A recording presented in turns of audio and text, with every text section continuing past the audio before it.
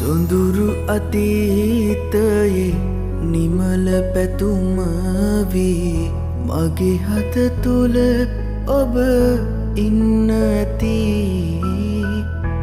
ඒ හින්දා යලි සෙනෙහසිතින් අපි ආදරයෙන් හමුවෙන්න ඇති.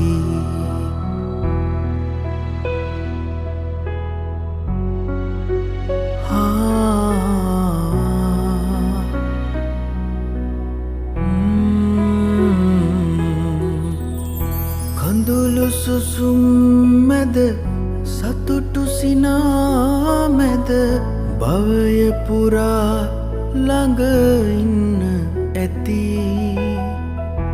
එදත් මගේ සිත අද මෙන් කැපවී ඔබේ